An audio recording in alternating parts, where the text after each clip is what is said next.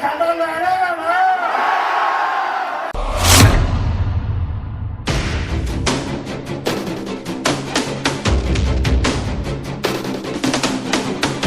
यानी शनिवार को वैशाली के पातेपुर विधानसभा क्षेत्र के बरडीहा में तेजस्वी की जनसभा ने सारे रिकॉर्ड को ध्वस्त कर दिया।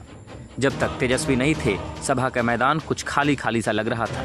लेकिन जैसे ही तेजस्वी का काफिला सभा स्थल के निकट पहुंचा, केवल मैदान ही नहीं बल्कि SH-49 200 मीटर तक पूरी तरह खचाखच भर गया।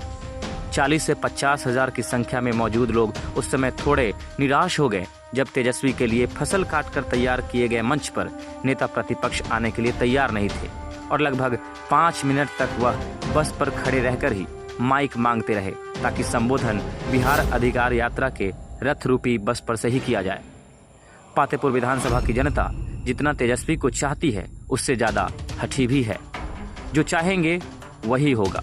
लोग बस के आगे सीना लगाकर खड़े हो गए और कहने लगे, आप अपने ड्राइवर को कहिए वह हमें कुचल दे, लेकिन जब तक आप मंच पर नहीं आएंगे हम गाड़ी 1 इंच भी आगे नहीं बढ़ने देंगे।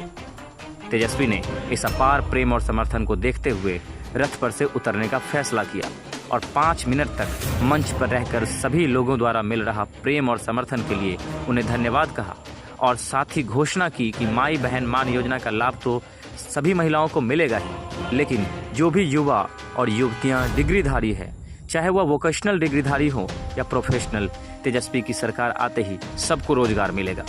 साथ ही उन्होंने फसल काटकर तेजस्वी के लिए बनाए गए मंच के प्रति भी उन किसानों का आभार प्रकट किया। आपको बता दे, यह घटनाक्रम ऐसा इसलिए हुआ क्योंकि तेजस्वी को आम जनता द्वारा मिल रहा अपार प्रेम निर्धारित समय पर उन्हें किसी भी सभा में पहुंचने ही नहीं देता और इसी वजह से तेजस्वी ऑलरेडी लेट हो चुके थे। इस बात का अंदाजा इसी से लगाइए कि तेजस्वी समस्तीपुर के ताजपुर में बनाए गए मंच पर भी नहीं गए और महुआ में तो केवल 2 से 3 मिनट का ही समय दिया,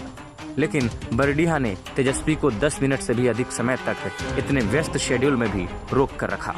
हालांकि दूसरी ओर माननीय विरोधी नेता साहब का बयान भी आया है कि तेजस्वी को पातेपुर की जनता ने नकार दिया है। शायद कोई अंधा ही होगा जिसे यह जनसैलाब दिखाई नहीं पड़ रहा होगा।